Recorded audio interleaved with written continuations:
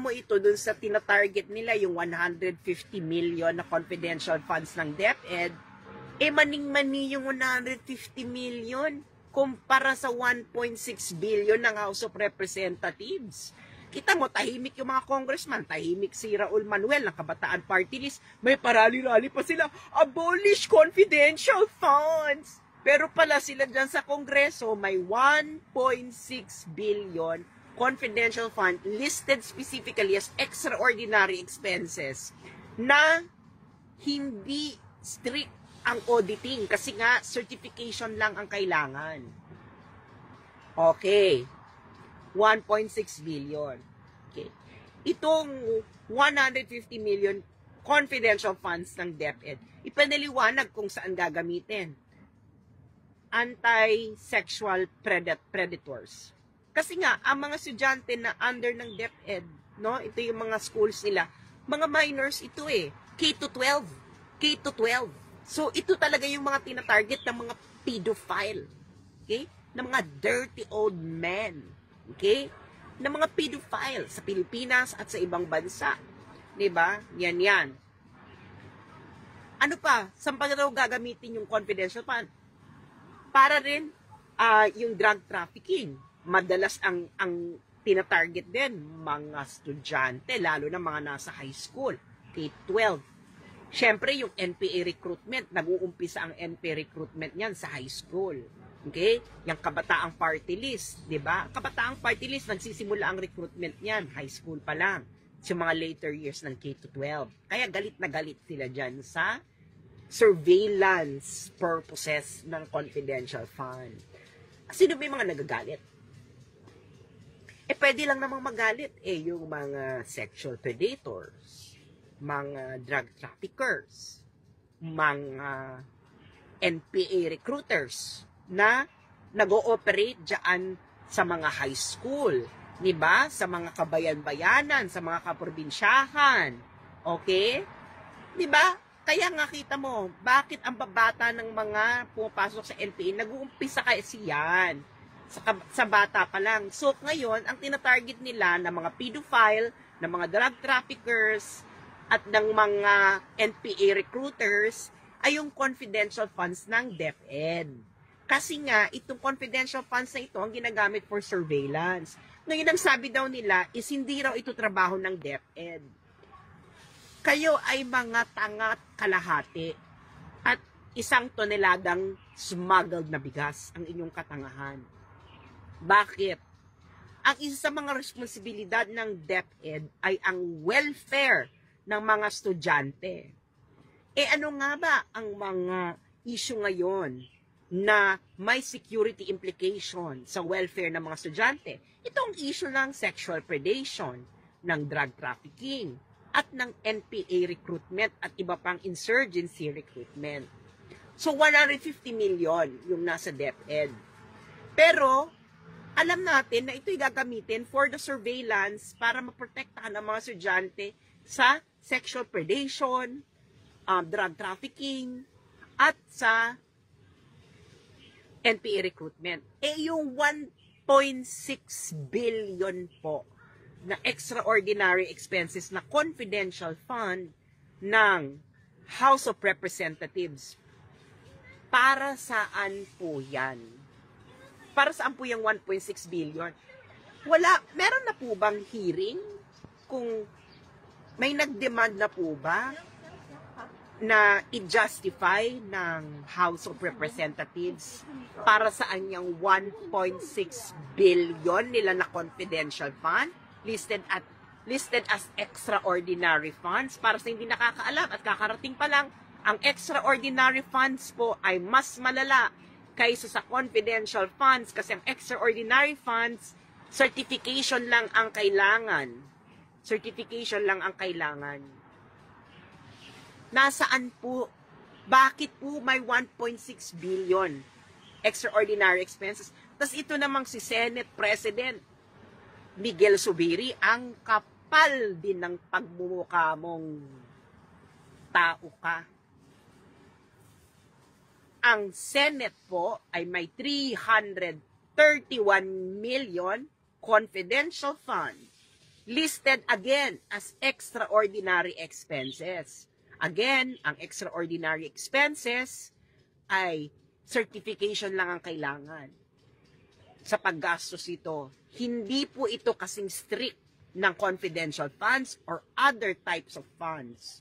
Bakit meron kang 331 million extraordinary expenses listed at confidential fund? Bakit ang Senate of the Philippines meron yan?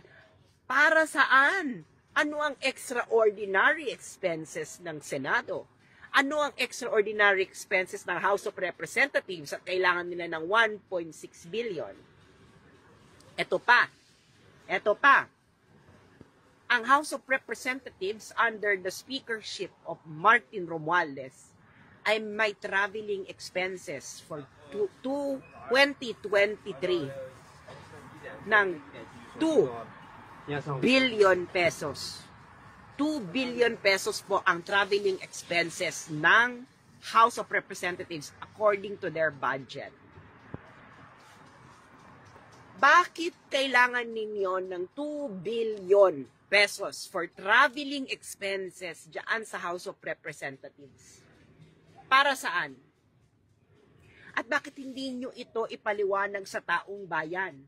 Bakit kayo, na gumagawa lang naman ng batas, nakaupo lang naman kayo dyan, kailangan nyo ng 2 billion na traveling expenses, and that is on top of the 1.6 billion confidential fund listed as extraordinary expenses na mas malala.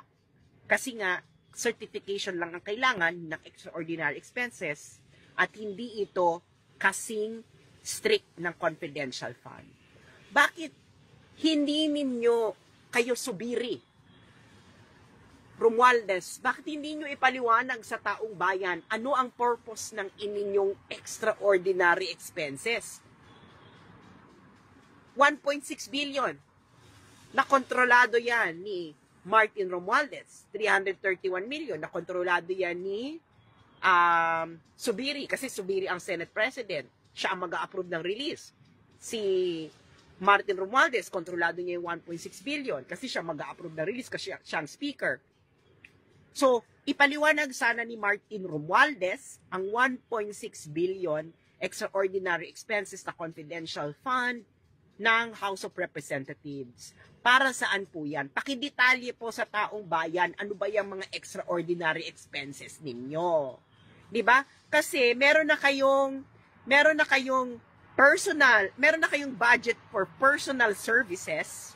Ang personal services po na budget ng House of Representatives for 2023 ay 4 billion. 4 billion. Tapos meron pa silang travel expenses na 2 billion at extraordinary expenses na 1.6 billion.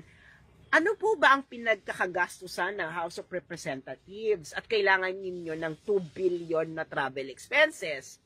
Bakit kailangan ninyo ng 1.6 billion na confidential fund listed as extraordinary expenses na hindi kasing strict ang auditing kaysa sa confidential fund? Pinaghati-hatian nyo po ba yung 1.6 billion amongst yourselves? Yan na po bang bagong pork barrel? Yung 1.6 billion na yan? Tapos may 2 billion pa na travel expenses? Saan ba kayo pupunta? At 2 billion ng inyong travel expenses? Diba? So ngayon, okay lang naman sa OVP na tanggalin ng kanyang confidential fund, okay lang din naman sa DepEd, pero syempre, hindi nila magagawa ang kanilang trabaho na protektahan ang 22 million minors in the Philippines against sexual predation, drug trafficking, at NPA recruitment sa mga DepEd schools. Kasi marami yung nangyayaring sexual predation, drug trafficking, at NPA recruitment sa mga public schools, sa K-12. Yan. So, kayong mga magulang na nakikinig, papayag ba kayo na ang 22 million na anak ng mga magulang ng mga Pilipino ay hindi mapoprotektahan lamang sa sexual predation, drug trafficking, at NPA recruitment sa mga public schools? welfare ng mga estudyante ang isa sa mga mandate ng DepEd at ang surveillance ng mga criminal organizations at terrorist organizations na umaaligid at ginagamit ang mga school grounds para sa sexual predation, drug trafficking at NPA recruitment ay kailangan ng matinding surveillance. Bakit? Magkano bang ang budget ng CCP-NPA? Ang pondo ng CCP-NPA, no, umaabot niya ng 1 bilyon. O, tapos, saan sila nagre-recruit? Ang nire-recruit nila mga bata kasi mas madaling imolde ang isipan ng mga kabataan. So, nasaan yung 1.6 billion? Ano yung extraordinary expenses ng House of Representatives na 1.6 billion? At 331 million sa Senate. Ano yung extraordinary expenses na confidential fund? Kasi nga, hindi yan kasing strict ang auditing eh. According to the COA, retired COA division chief na aking nakausap. Okay? Hindi yan kasing strict ang auditing ng confidential fund. Kasi ang confidential funds daw pala, mas marami ka pang isasubmit. Okay? Pero, syempre, yung auditing ng confidential fund, it's going to be confidential nga. Pero yung extraordinary expenses na 1.6 billion na under the control ni Martin Romualdez, hindi strict ang auditing yan. Kailangan lang ng certification. So, ano na po, Martin Romualdez, ipaliwanag niyo po sa taong bayan bakit may 2 billion travel expenses ang House of Representatives at bakit may 1.6 billion na extraordinary expenses under na confidential funds. Bakit po ganyan kalaki ang travel expenses ninyo? 2 billion. Bakit 1.6 billion ang extraordinary expenses as confidential fund? Bakit si Sara ang tinitira ninyo? Bakit hindi nyo ipaliwanag muna? Mas malaki ang 1.6 billion sa 150 million ng DepEd. Meron yung makabayan pa, meron pang abolish para sa bayan, pero nag-e-enjoy pala ang House of Representatives ng 1.6 billion confidential fund listed as extraordinary expenses. Yun lang po mga kababayan, no? Huwag tayong magpaloko sa mga to, no? Once is enough na niloko nila tayo, huwag na natin paulit-ulitin. Maraming salamat at sana lusubin ninyo ang Facebook page ni Tambaluslos at ipa-explain nyo sa kanya saan ginastos ang 2 billion travel expenses ng House of Representatives. Idetalye ang gastos ng extraordinary expenses ng House of Representatives na nagkakahalagang 1.6 billion. Maraming salamat po at pati rin si Subiri, lusubin nyo yung yung kanyang Facebook page, ipadetalye kay Subiri kung saan ginastos ang 331 million confidential fund listed as extraordinary expenses ng Senado. Maraming salamat po. Huwag po